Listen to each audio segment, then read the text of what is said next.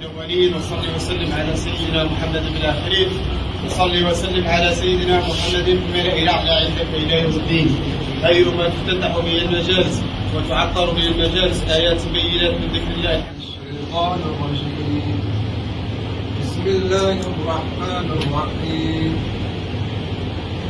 إذا جاء نصر الله والفتح ورأيت الناس يدخلون في دين الله أفواجا فسبح بحمد ربك واستغفره إنه كان توابا. سيد وثبت الدائرة للشؤون الدينية، أهلا وسهلا بكم ببيتكم ببيت البركة، وبإذن الله بركة تعمنا جميعا.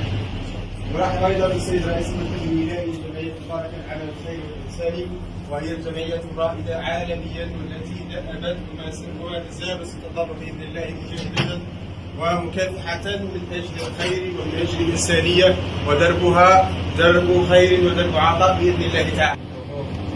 السيد مهتم رئيس البلدية ورئيس المكتب الولايي، وأنا صراحة جديد أنا حدث عن المكتب جديد مقر خير أمر عالي في وسط البلاد، لأن الناس الكل تعرف المكان، وأنا إن شاء الله المشروع هذا راح يبلغ مليون إن شاء الله، راح تنشئ المقر 3000 وجبة.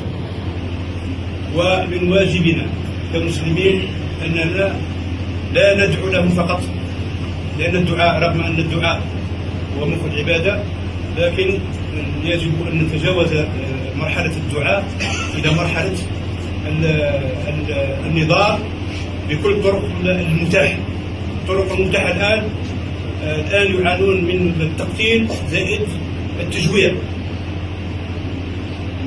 الفلسطينيين في هذه المرحلة يحتاجوا لكل المسلمين، دعم كل المسلمين.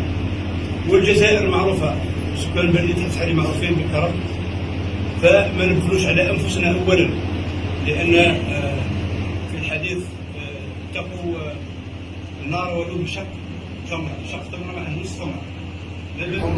فهذه الجمعية مكتبها في حدث حالي لم يكن جديدا، وإنما كان قديما من بداية الأزمة، والحمد لله أثبتت وجود هذه الجمعية أو هذا الفرع في حدث حالي من خلال ما قدمه من مشاريع خيرية، ومن خلال يعني التفاف الناس حولها. الحمد لله بلدية حدث حالي معروفة بسخائها، معروفة بكرمها، بيتنا ربونا على الخبزة، بيتنا ربونا على العمل الخيري، بيتنا ربونا نديروا الخير. هذه خاصة من خصال الأولين. احنا رانا نحصلوا في الشيء اللي داروه بياتنا، لكن هذه اللي جات الأزمة ولات حدث حالي هي الأولى، إن لم يسمح لي على كل حال رئيس المكتب الولايي سي أحمد وغيره، هي الأولى على مستوى ولاية جلفة في العطاء وفي السخاء وبذل الجهد. هذا العمل إن شاء الله نتمنى إن شاء الله نواصلوا المسيرة إن شاء الله في الخير، ونواصلوا المسيرة إن شاء الله بالعمل، ونتعاونوا كما راه الجمعية وحدها راه ما تأدي حتى دور، لكن بإخوانها بأبنائها بمشاهديها يعني بكبرائها بأغنيائها إن شاء الله تولي في الطليعة إن شاء الله. السلام على النبي الكريم. في بداية الأمر يعني استسلم الجميع أن نتكلم باسم قواعد المجتمع المدني كل أطيافها وتوجهاتها داخل البلدية الحالي، وأن نبارك للشباب خير المتطوع افتتاح هذا المقر الجديد، هذا المقر الاستراتيجي الذي يقع وسط مدينة حدث حالي، مقر البركة. إن شاء الله بركة الخير ودائم الخير إن شاء الله على المنطقة وعلى الجمعية وعلى الوطن وعلى فلسطين إن شاء الله.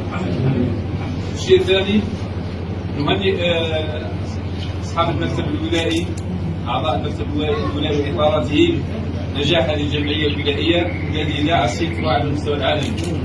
عندما نتكلم عن جمعية بركة نتكلم عن الأعمال الخيرية العالمية، خاصة في ظل الصراعات والإهانات التي حالت دون بذل المجهود من أجل إدخال المساعدات إلى قطاع غزة، خصوصا في بعض السلطات العالمية التي رفضت دخول هذه المؤونات، لكن هذه الجمعية بفضل سواعد الرجال استطاعت إدخال ولو شيء قليل إلى أهلنا بغزة.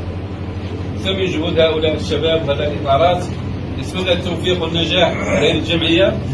كما نتكلم عن مقر جديد لجمعية البركة. جمعية البركة أثبتت في هذه المحنة الأخيرة في غزة، أثبتت أن الإخلاص في العمل يمكن أن يحقق الكثير. يعني أن العبرة ليست بالضجة الكبيرة وإنما بالعمل الذي يصل إلى أصحابه. فكانت جمعية البركة الحقيقة مثالا يقتدى به، أو أستطيع أن أسميها لافتتنا نحن الجزائريين لإبراء الذمة، إبراء الذمة مما يحدث لإخواننا في غزة، خصوصا في هذه الأيام إلى سياسة التجويع الممنهجة التي على مرأى ومسمع من العالم. فنستطيع أن نقول أن جمعية البركة هي عبارة عن نافذة نور، من خلالها نستطيع أن نحقق الحد الأدنى أو أضعف الإيمان على الأقل في دعم إخواننا في غزة. والحقيقة أكرر أنه في حدث حالي هنا هذا شرف لنا أن نكون مساهمين في محاولة فك الخناق عن إخواننا في غزة. الحمد لله أنني في هذه البلدية المباركة الطيب أهلها، وعلى رأسها وممثلها وكبيرها الدكتور والأستاذ رئيس المجلس الشعبي البلدي، الذي نتشرف كثيرا بوجوده أولا معنا، ثم نتشرف كذلك بأنه هو الراعي الذي يرعى هذه الأنشطة والأعمال. أنا نختم بأقصر خطبة في التاريخ، هي الخطبة تاع ماهيش الجمعة اللي فاتت اللي قبلها. وش ناظر الخطيب وش قال؟ ناظر وقال إنني لا أستطيع أن أخطب من شدة الجوع، وجلس. ثم نهض قال وإنكم لن تستطيعوا أن تسمعوا من شدة الجوع.